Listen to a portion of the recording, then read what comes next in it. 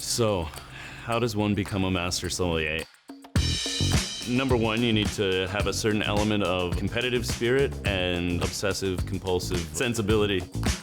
Studying wine, studying hospitality, it all kind of ties into a greater picture of hospitality in general. Whether I'm opening a $25 bottle or I'm opening a $2,500 bottle, I should be treating it with the same care and respect and thoughtfulness in the way that I present it, and also making sure that that's what the guest wants.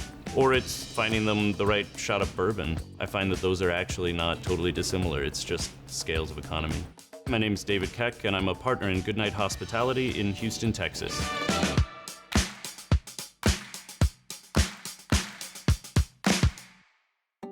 I started waiting tables and bartending when I was 18, and then a good friend got me more heavily into wine and started talking about fine wine and sort of realizing that this was an interesting rabbit hole that I could go down.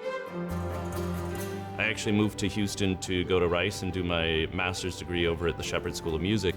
And right after I finished my degree, I decided maybe I was going to take a break from singing and try something else. And at that point, started sitting exams through the Quartermaster Sommeliers. And yeah, the rest is kind of history, I guess. I went further and further down that rabbit hole.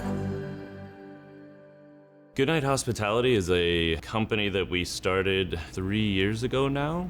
Which right now consists of Goodnight Charlie's, the honky-tonk here in Montrose, Montrose Cheese and Wine, and Rosie Cannonball, which is a Southern European casual dining spot.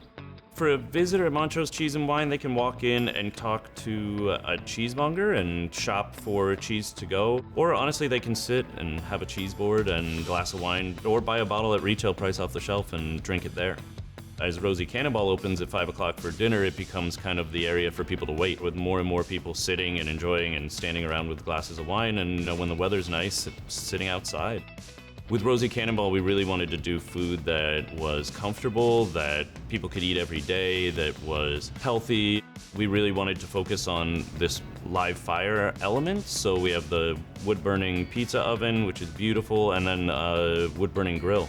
We just pictured a place where groups of people would sit around a table and have a bunch of different items of food and a bunch of different wines and really have a great experience just in a casual, friendly way. Felipe Riccio and I have known each other for a number of years.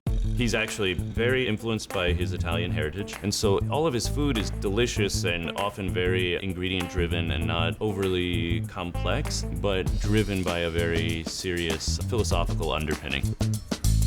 Goodnight Charlie's was a concept that came about as a result of kind of fun conversations around honky-tonks in West Texas, and I thought, there really isn't anything like that inside the loop in Houston. And at that point, my business partners, Pete and Bailey McCarthy, and I were working on a restaurant project. Pete turned to me one day and said, "You still want to open a honky-tonk?" And I said, I kind of do. And here was an opportunity to do something completely different. I think the community's been super warm in its reception of Goodnight Charlie's. The age range is from 20 to 75 or 80, and people in here two-stepping and having a great time. I've been in Houston now 10 years. Even in the time that I've been here, I feel like it has changed dramatically as a city, especially with respect to the food and wine community. We're in what will be, I guess, the third largest city in America, with a culture that eats out more than any other major city. Everyone was saying, "Hey, you're gonna do something great? Awesome. Please do. We need more great places to eat, we need more great places to drink." So for us, it was kind of like Houston was the perfect place to do all of that.